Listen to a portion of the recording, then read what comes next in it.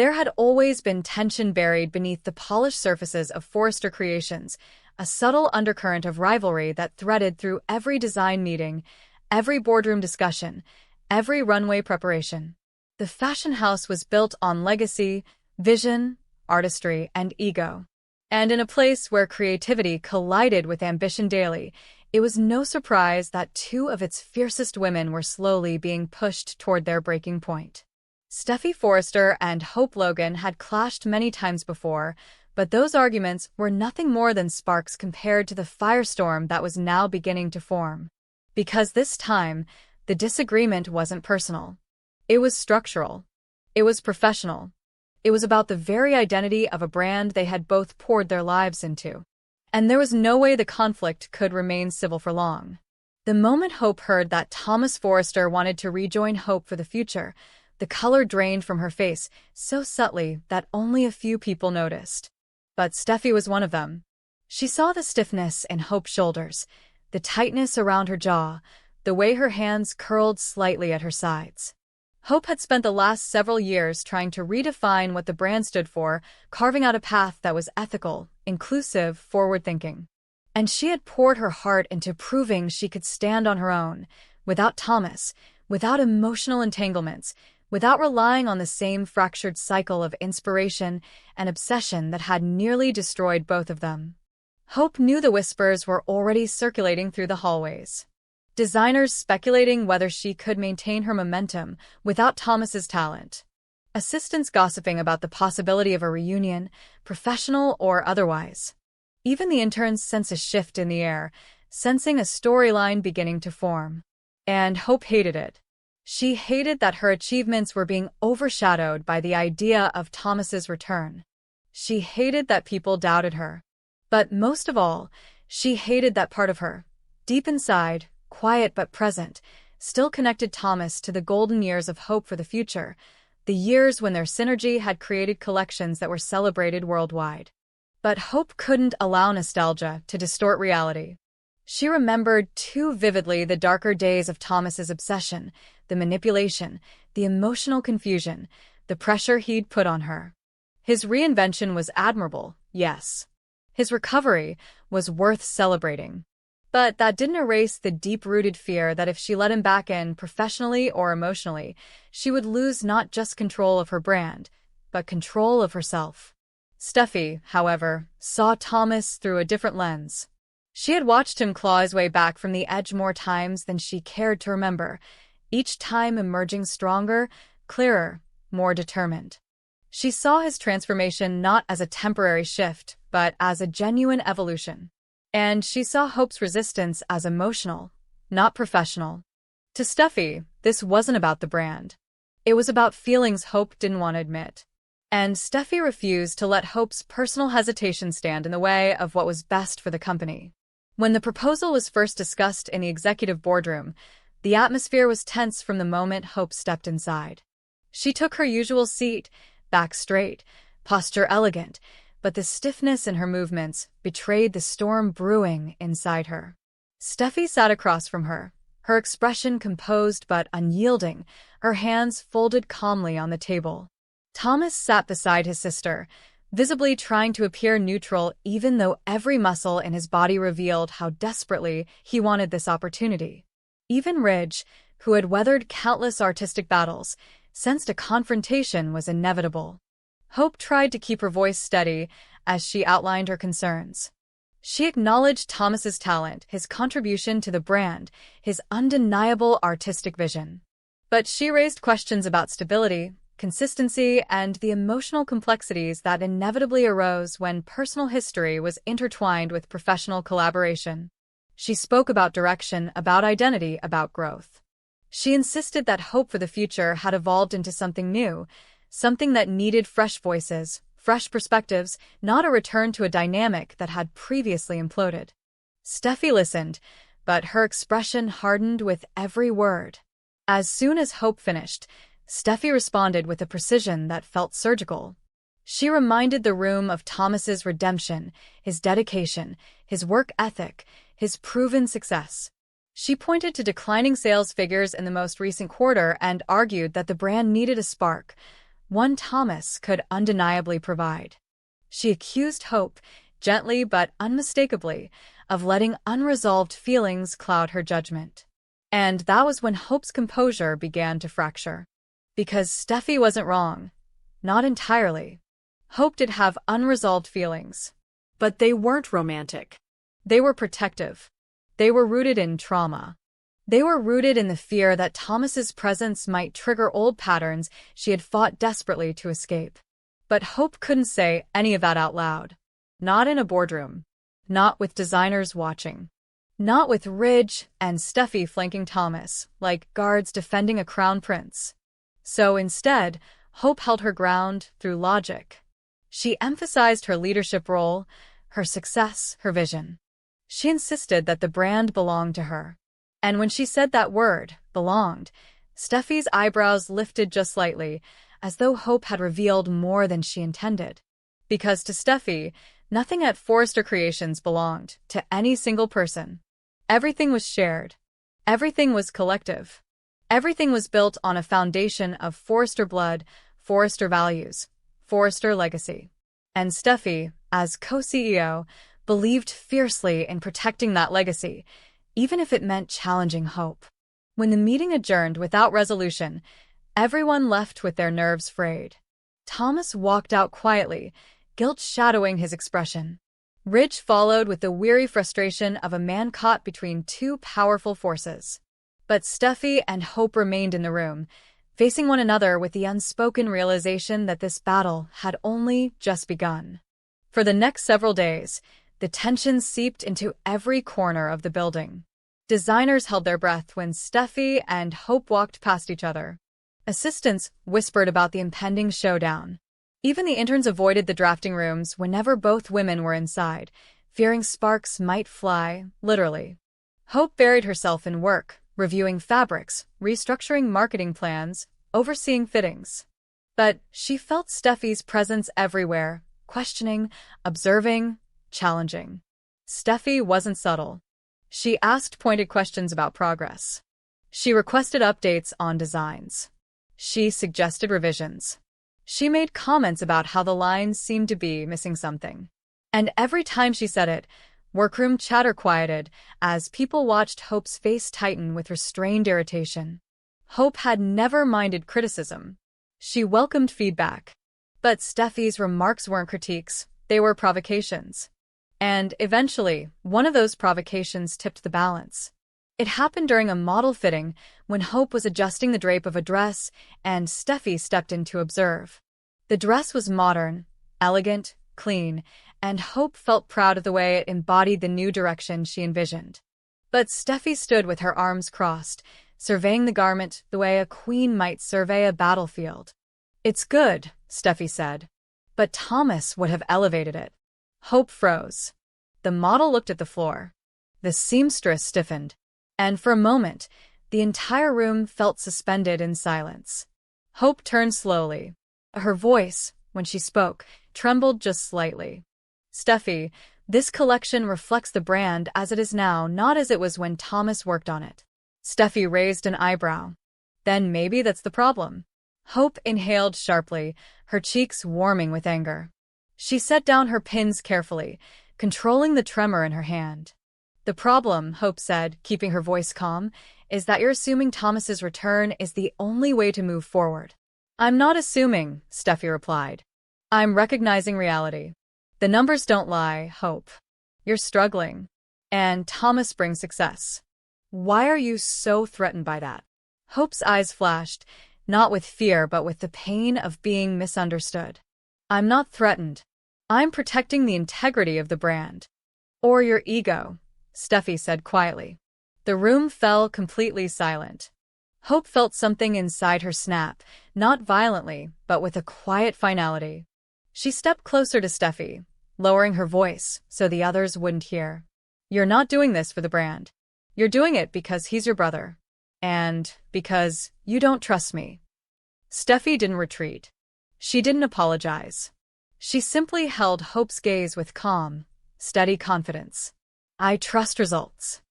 Hope's breath caught in her throat, not because Steffy was cruel, but because she spoke with an unshakable certainty Hope couldn't refute. Hope had built her career on kindness, collaboration, empathy. And now she stood against a woman who wielded power like armor and was willing to use it. Hope stepped back, feeling a fire ignite inside her, a fire she didn't know she possessed. "If Thomas joins Hope for the future," she whispered, "he will reshape everything. Not just the designs, not just the team, but me. And I'm not willing to lose myself again." Steffi's expression softened for a moment, but only barely. "People evolve, Hope. You should try it." And with that, Steffi turned and walked away.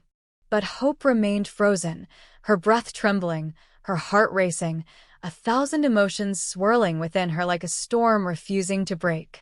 By the end of the week, the tension had escalated into something that felt less like disagreement and more like open war. Meetings became battlegrounds. Emails became sharp, strategic maneuvers. Even casual hallway conversations were laden with subtext. And while both women tried to maintain professionalism on the surface, their quiet fury had become the centerpiece of the entire company. The upcoming decision, whether Thomas would rejoin Hope for the future, was no longer just a business move. It was a referendum on leadership, on identity, on strength. And neither Steffi nor Hope was willing to lose. The weeks leading from mid-December into the first days of the new year were supposed to be festive, a stretch of days filled with optimism, softness, and the glittering promise of new beginnings.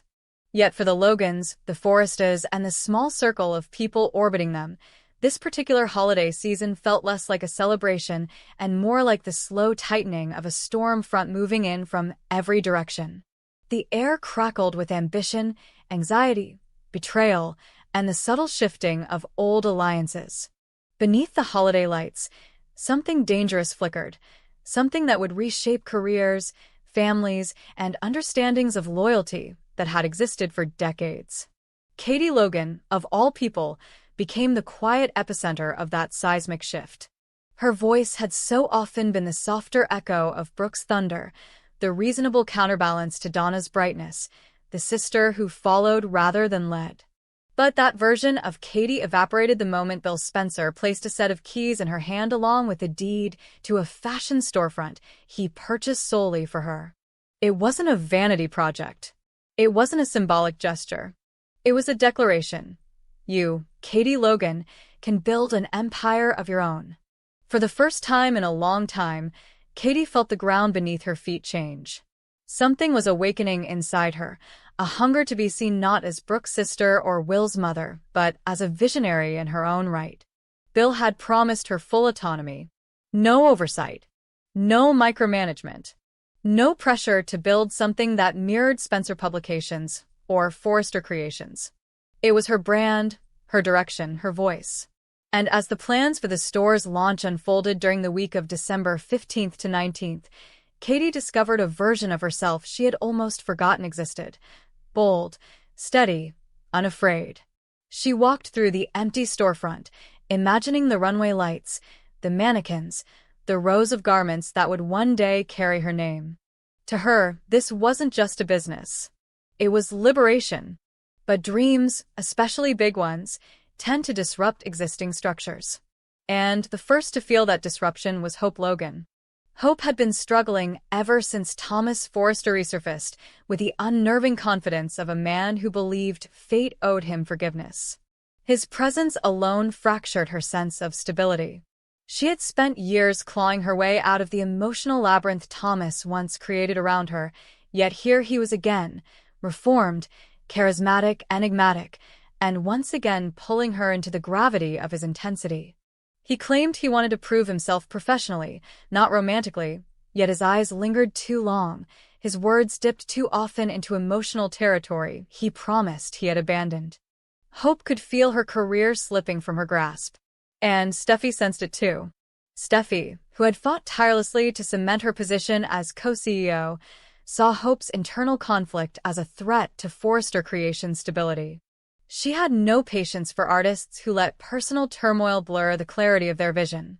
To her, Hope needed discipline, not excuses.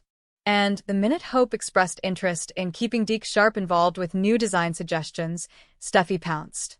Steffi respected talent, but she respected control more. And Deke represented unpredictability at a time when Forrester Creations needed unity. Hope tried to defend Deke's ideas, but every argument she made betrayed the emotional turmoil she was trying so hard to hide. Her voice shook. Her eyes darted. Her focus drifted. Steffi saw it all and interpreted it not as vulnerability, but as weakness. All of this unfolded just as Katie's brand began gaining quiet buzz, and the irony was not lost on Hope. For once, she wasn't the Logan pulling attention away from the Forresters. Katie was.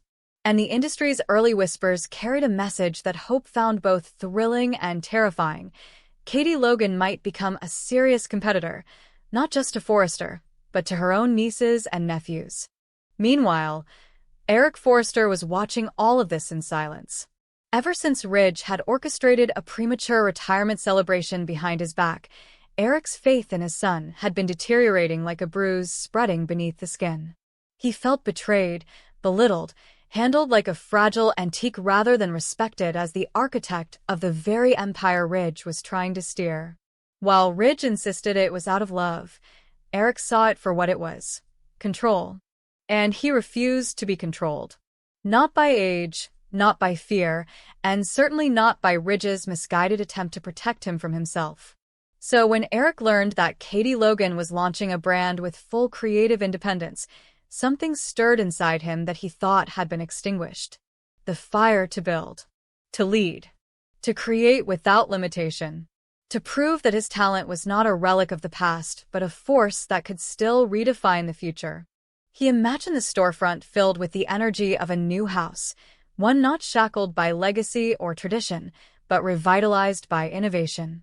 He imagined mentoring young designers, shaping new voices, crafting a final renaissance for himself that had nothing to do with family politics. Katie's brand represented exactly what Ridge had denied him: freedom. Donna was the first to see the shift in his expression. She recognized the glow in his eyes, the subtle straightening of his spine, the breath that seemed to fill his lungs with renewed purpose. She didn't question it. She didn't challenge it. She supported it with a soft but unwavering devotion that had always made her the anchor Eric didn't know he needed. But not everyone would be supportive. The moment this news reached Brooke, everything would fracture. The week of December 22nd to 26th brought a strange juxtaposition of festive decorations and emotional tension. There were holiday lights, beautifully decorated trees, glittering ornaments, and carefully wrapped gifts. But beneath the surface, the air felt charged with impending conflict. The Forrester Christmas gathering was strained in ways no one dared discuss openly. Ridge tried to maintain his authoritative presence, but even he could sense that his grip on both the company and the family was slipping. Steffi felt it too. She watched her father carefully, recognizing the fear beneath his stern facade. She knew he was worried, not just about Eric or Thomas or Hope, but about Katie. Katie's brand wasn't just another competitor. It was a Logan competitor, one that carried the potential to lure designers away from Forrester Creations. And Steffi could see a quiet loyalty war forming, one that might fracture the creative foundation of the entire company. Zend felt torn. He admired Thomas's skill, but he also knew he would always be living in Thomas's shadow if he stayed. And the rumors that Thomas was planning to assert dominance again, perhaps even pushing Hope into emotional territory she didn't want to revisit, made Zend uneasy. Deke Sharp, too, was restless. He had fought for a place in fashion and believed he had finally found one, but Thomas's return threatened to erase him before he had even been given a chance to prove himself. Both men began taking secret meetings. And the name that appeared most frequently in those whispered conversations was Katie Logan. While Eric contemplated joining Katie, Brooke stumbled into a reality she never imagined. Her sister was positioning herself as a direct rival to Forrester Creations. And she hadn't told Brooke a single word. It wasn't betrayal. It wasn't resentment. It was independence. And Brooke, who had always seen herself as the emotional nucleus of her sister's lives, felt the sting of exclusion sharper than she expected. Stunned and confused, Brooke struggled to understand why Katie had kept this from her. But the more she thought about it, the more the truth surfaced in uncomfortable ways. Katie had spent her entire life feeling overshadowed by Brooke's beauty, Brooke's romances, Brooke's scandals, Brooke's spotlight. This wasn't about competition. This was about self-definition. Katie was stepping into an identity separate from the legacy she was born into. Ridge, however, didn't see nuance. He saw betrayal. He saw his father preparing to leave. He saw designers being poached. He saw a rival brand rising at the worst possible moment, when Forrester Creations was vulnerable from internal conflict. And he responded with anger that simmered beneath a thin veneer of holiday civility. The final week of December into New Year's Eve brought a slow but powerful unraveling. Ridge confronted Eric, demanding clarity, demanding loyalty, demanding assurance that Eric wasn't abandoning the family. But Eric refused to explain himself. He didn't owe Ridge an explanation.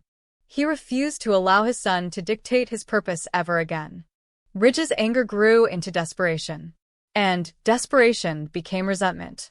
At the same time, Brooke confronted Katie, but her emotions were tangled: hurt, pride, curiosity, fear.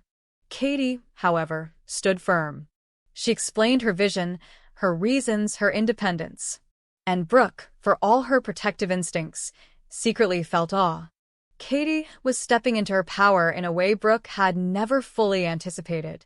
Then came New Year's Eve, a night shimmering with sequins, champagne, and the illusion of hope. But beneath all the glitter was the tension of shifting allegiances. Katie made a quiet vow. She would succeed not out of competition, but out of conviction. The Forresters made a loud vow.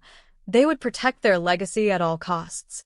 And Eric made the most dangerous vow of all. He would no longer live according to anyone's expectations, including Ridge's. But as fireworks burst across the sky, an entirely different threat lurked beneath the surface. Sheila Sharp. Her marriage was fracturing. Her grip on Deacon was slipping. Her jealousy toward Taylor Hayes was turning volatile. And in the new year, her instability would not simply complicate the fashion war.